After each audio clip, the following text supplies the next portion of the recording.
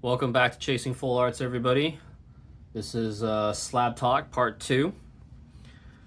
So today I want to talk about some guards for your slabs and everything. And at the end we're going to talk about my PSA submission. I got it back. So you got your nice beautiful slab and you want to protect it. Now the cheapest option are these bumper guards. These things are like $3 to $5, and they just kind of go around the outside of your slab just like this, and they offer protection against drops, and that's pretty much it. So basically if it falls or drops, it's kind of protected. It doesn't cause it to crack or anything like that. Gives a nice little grip on the sides. I mean, it's not bad for $3, but I wouldn't use these.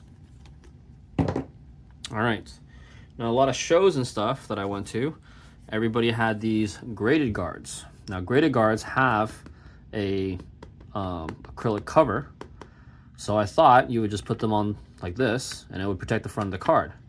And I want to protect the front of the card from scratches and UV and everything, and basically protect the card. However, this is not how you put a graded guard on. A graded guard put on this way, the issue is when you go to take it off, you have to pry them off, and prying them in this direction can cause your slab to crack and break. So graded guards are meant to sit in the back and attach like a cell phone case.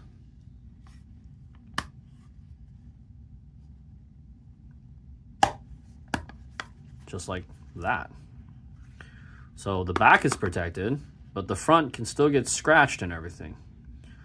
So the way they fix this is you can buy a sticker that you would just laminate the front and protect the front.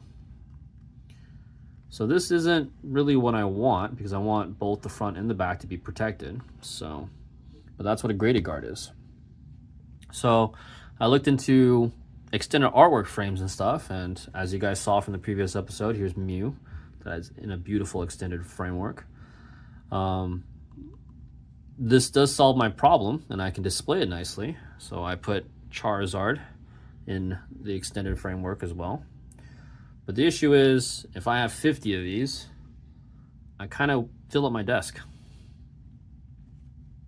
So the other slab protection is a slab mag. A slab mag will encase the slab, and there are extended artworks for slab mags.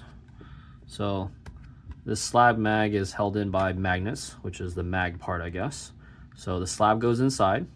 There is the artwork, and it protects it front and back. So this is definitely the way I plan to go in the future with these cases. I just need to find a case to put these in. This is about the same size as a graded guard. So if your case fits graded guards, it should be able to fit slab mags. I wanted to find one that you can do individual slots. However, the individual slots were made for just regular PSA slabs. So these being much thicker, didn't really work. So I'm still on the hunt for a good case, but I haven't found one yet. So still looking. If anybody has any recommendations for me, please drop a comment. I would greatly appreciate it. All right, let's get to what everybody's been waiting for probably. I have my PSA submission. There's 9 cards here. I sent this in 3 at a time, 1 week at a time, because I wanted to be consecutive, graded consecutively. So basically, these are the starting 3 from 151 for Venusaur, Blastoise, Charizard. So Bulbasaur, Charmander, Squirtle line. So 3 of these are the Blastoise, Squirtle, Wartortle. 3 of these are the Charmander, Charmeleon, and Charizard. And then the last 3 is the Bulbasaur, Ivysaur, Venusaur. So we're going to start with Bulbasaur. So unfortunately for this line, my first card that came back, Bulbasaur got a 9. So I feel like the centering was pretty good on this card. On the back, I do have some white corners, so I think that's pretty much what hurt me on this one.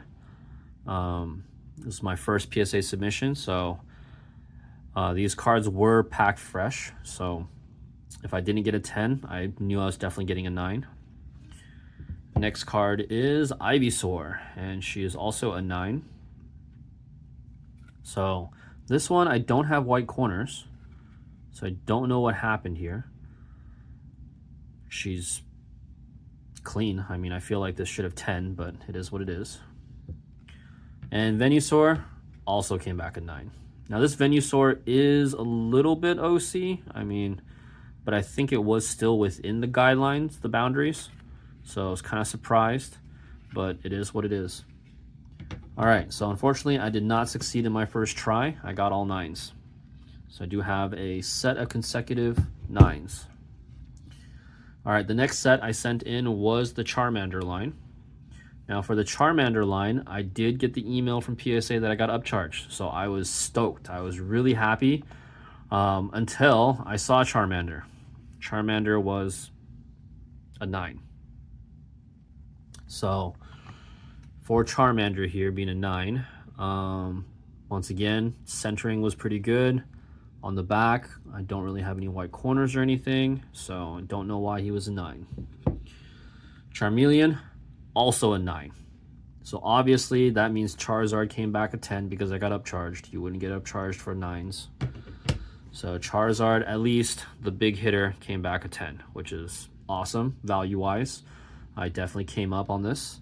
However, I am sad because I didn't get consecutive 10s, so I will have to try again.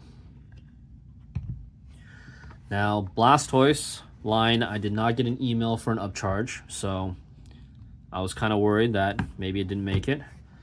Squirtle came back a 9. Now, looking at it now, I realize that I do have print lines on Squirtle that I don't remember seeing before. So that's the only reason I think that Squirtle would come back as a 9. Wartortle, looking at it very closely now again in the slab, I also see a print line right down the middle and 2 across the side. So I guess this probably is the reason why Wartortle is a 9. So I thought Blastoise might be a 9, but no, they gave me a 10 for Blastoise at least. So at least I have a come up on this situation. I think the worst scenario would have been a 9, 10, 9, having the middle one being a 10. But yeah, unfortunately, still no consecutive 9s. This set that I sent out to PSA was the second best set that I had. I know you guys are probably thinking, why the hell did you send the second best set? Well, the best set I had originally saved for tag. Because it was AI grading, I thought it'd be a lot pickier than a human grader. I was hoping the human grader was having a nice day. So I do have the starting 3 once again, ready to go. I'm not going to be cracking these open and increasing population numbers or anything like that. I'm going to send the tag set that I had originally set reserved for tag to PSA.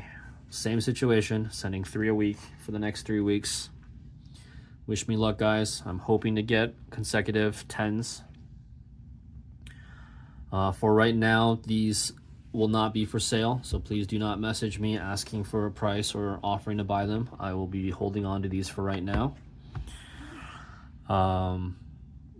If I get desperate and I have 3 10s, I might crack 3 10s and send them in just to get them as a consecutive set. My only fear, of course, would be I send them in and they're no longer a 10 for whatever reason.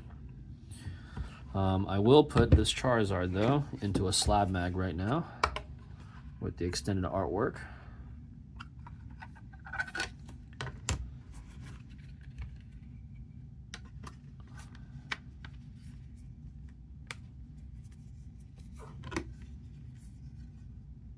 All right. So what do you guys think? Which one looks better? The tabletop version or the slab mag version? I think they both look awesome. Artwork's actually a little different from, I mean, this is from 2 different companies. This one's from Kami Zone and this one's from Quiet Customs. So on this one, the artwork of the rocks is a little bit different than the artwork of the rocks on this one. But the bottom is pretty similar. But yeah, I mean, I guess it's kind of cool that they extended out this and made this kind of come up a little bit for the clouds, but yeah. Well, CommuZone definitely did this cloud a little bit better than this one. This one just gets cut off. But yeah, 2 different companies, 2 different artworks. Well, if you've made it this far, I'd appreciate a like and subscribe. Feel free to drop me a comment. With that, I'll see you guys on the next one.